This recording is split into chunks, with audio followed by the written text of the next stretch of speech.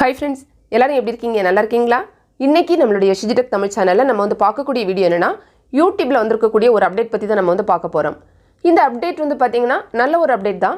ஆனா இத நம்ம வந்து சரியா பயன்படுத்தல அப்படினா நம்மளுடைய சேனலுக்கு கூட பிரச்சனைகள் வந்து வரலாம். இது வந்து எப்படி நம்ம வந்து பயன்படுத்துறது? எதனால நம்ம சேனலுக்கு வந்து பிரச்சனை வரலாம் அப்படி நான் சொன்னேன் அப்படிங்கறத டீடைலா நம்ம இப்போ வந்து பார்க்கலாம். இது வந்து பாத்தீங்கன்னா நம்ம வந்து வீடியோ வந்து அப்லோட் பண்ணும்போது நமக்கு வந்து வரும். எல்லாருக்கும் இந்த அப்டேட் வந்திருக்கான்னு தெரியல. ஒரு சில பேருக்கு வந்து வந்திருக்கலாம். அப்லோட் பண்ணும்போது உங்களுக்கு ரீயூஸ் டீடைல்ஸ் அப்படினு சொல்லி கொடுத்திருப்பாங்க.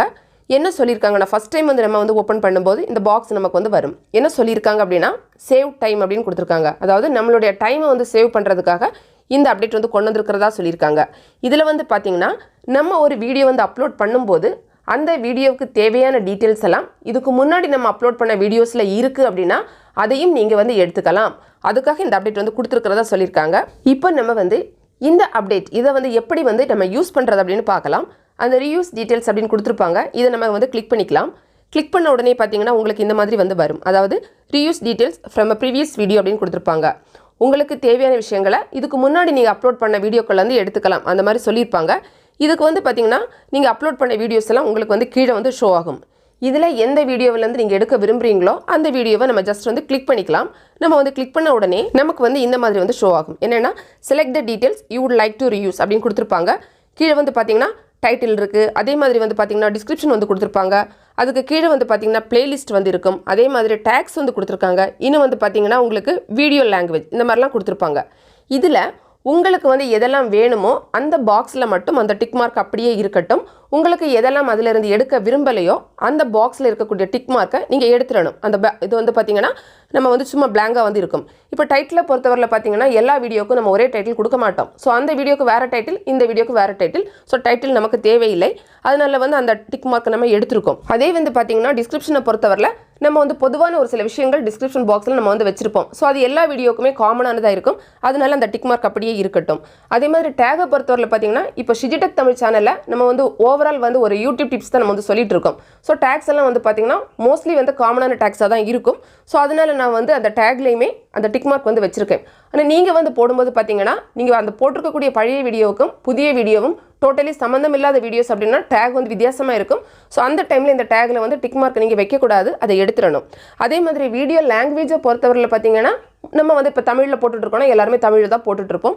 சோ அது கரெக்ட் தான். நான் அந்த டிக் மார்க் வந்து அப்படியே வந்து இருக்கட்டும். சோ இந்த மாதிரி எதுக்கெல்லாம் நம்ம வந்து அந்த டீடைல்ஸ் வந்து பழைய வீடியோல இருந்து எடுக்க போறோமோ அந்த டிக் மார்க்கை மட்டும் வெச்சிட்டு மத்ததெல்லாம் நம்ம டிக் மார்க் வந்து எடுத்துறணும். எடுத்ததுக்கு அப்புறமா இந்த ப்ளூ கலர்ல ரீயூஸ் அப்படினு சொல்லி கொடுத்திருப்பாங்க. இத வந்து கிளிக் பண்ணிக்கலாம். நம்ம கிளிக் பண்ண உடனே பாத்தீங்கன்னா நமக்கு வந்து your video details where applied அப்படினு சொல்லி வந்துரும். அதாவது அந்த பழைய வீடியோல இருந்த டீடைல்ஸ் எல்லாமே இந்த புதிய வீடியோல நம்ம இதெல்லாம் செலக்ட் பண்ணோமா எல்லாமே இதுல வந்து அப்ளை ஆயிடுச்சு அந்த மாதிரி வந்திருக்கும். இப்படி தான் நம்ம வந்து யூஸ் பண்ணணும். ஆனா இதுல வந்து பாத்தீங்கன்னா ப்ராப்ளம் வரும் அப்படினு சொன்னேன்ல அது என்னன்னு பாப்போம். இப்போ நம்ம வந்து இந்த மாதிரி அப்ளை பண்ணதுக்கு அப்புறமா வேற எதுவுமே எடிட் பண்ணாம இந்த வீடியோவை நம்ம சும்மா வந்து அந்த மாதிரி பப்ளிஷ் பண்ணி விட்டுட்டோம்னு வைங்க. அந்த இடத்துல நமக்கு ப்ராப்ளம் வர நிறைய சான்ஸ் வந்து இருக்கு.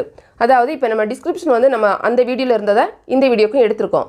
ஆனா வந்து பாத்தீங்கன்னா ஒரு சில விஷயங்கள் காமனானதா இருக்கும். ஆனா ஒரு சில விஷயங்கள் இப்போ ஹேஷ்டேக் எல்லாம் கொடுக்கறோம்னா அந்த வீடியோக்கு வேற ஹேஷ்டேகா இருக்கும். இப்போ நம்ம போடக்கூடிய வீடியோக்கு வேற ஹேஷ்டேக் தான் நம்ம கொடுக்கணும். ரெண்டு வீடியோக்கு நமக்கு சேமா இருக்காது. ஒருவேளை ஒரே டைப் டாபிக் அப்படினா நம்ம சேம் ஹேஷ்டேக் வந்து எடுத்துக்கலாம். இல்ல இது வந்து டிஃபரண்டான ஒரு டாபிக்னா நம்ம அந்த ஹேஷ்டேக் வந்து இதுல போடும்போது நமக்கு வந்து ப்ராப்ளம் வரும். ஒரே ஒரு வீடியோல மட்டும் அந்த மாதிரி தப்பு பண்ணிட்டோம்னா நமக்கு பிரச்சனை வராது. தொடர்ந்து நம்ம இதே மெத்தட் இந்த மாதிரி ஃபாலோ பண்ணி எதுவுமே எடிட் பண்ணாம அப்படியே போடும்போது எல்லா வீடியோலயும் வந்து பாத்தீங்கன்னா ஒரே மாதிரியான ஹேஷ்டேக் அந்த மாதிரி வந்து வந்துரும். சோ அப்படி வரும்போது யூடியூப்ல இருந்து நமக்கு வந்து ப்ராப்ளம் வந்து வந்துரும். சேம் தான் வந்து பாத்தீங்கன்னா டாக் கொடுக்கறதா இருக்கட்டும் இல்லனா வேற எது நம்ம யூஸ் பண்றதா இருந்தாலும் அந்த வீடியோக்கு சம்பந்தம் இல்லாத ஒண்ணா பழைய வீடியோல நம்ம எடுத்து இந்த மாதிரி போடும்போது யூடியூப்ல இருந்து என்ன பண்ணிடுவாங்கன்னா நம்ம வந்து மெட்டா டேட்டால ப்ராப்ளம் இருக்கு அந்த மாதிரி சொல்லிட்டு நமக்கு ஒருவேளை மானிட்டைசேஷன் எல்லாம் கிடைச்சிருந்தா கூட நமக்கு வந்து டிசேபிள் ஆகிறதுக்கு சான்ஸ் இருக்கு. இல்லனா ஓவரால் சேனல்ஸ்க்கு கூட ப்ராப்ளம் வரதுக்கு சான்ஸ் இருக்கு. சோ நீங்க வந்து வீடியோ வந்து அப்லோட் பண்ணும்போது இந்த ரீயூஸ் டீடைல்ஸ் அப்படிங்கற இந்த புதிய அப்டேட்டை வந்து யூஸ் பண்ணிக்கலாம். யூஸ் பண்றதுல தப்பு கிடையாது. ஆனா அந்த வீடியோவை நீங்க வந்து பப்ளிக்ல போட்டு பப்ளிஷ் பண்றதுக்கு முன்னாடி ஒரு தடவை ரீசெக் வந்து பண்ணியிருக்கணும். அதாவது நம்ம அப்லோட் பண்ணக்கூடிய அந்த வீடியோக்கு நம்ம சேர்த்திருக்க கூடிய விஷயங்கள் எல்லாம் கரெக்ட் தானே அப்படின்னு டேகா இருந்தாலும் சரி டிஸ்கிரிப்ஷன் பாக்ஸா இருந்தாலும் சரி இல்லனா ஹேஷ்டேகா இருந்தாலும் எல்லாம் ஒரு தடவை ரீசெக் பண்ணி பார்த்துட்டு அதுல நமக்கு அந்த வீடியோக்கு சம்பந்தமில்லாத விஷயங்களும் வந்திருந்து அப்படினா அதெல்லாம் நம்ம வந்து delete பண்ணி விட்டுறலாம். விட்டுட்டு அதுக்கு அப்புறமா வந்து நீங்க வந்து பப்ளிக்ல போட்டு பப்ளிஷ்ல பண்ணிக்கோங்க. அப்ப நமக்கு வந்து ப்ராப்ளம் வந்து வராது. கட்டாயமா டைம் வந்து சேவ் ஆகும். நல்ல அப்டேட் தான். ஸோ கரெக்டாக நம்ம வந்து இந்த மாதிரி எடிட் பண்ணி அதை யூஸ் பண்ணோம்னா நமக்கு நல்லதாக இருக்கும்.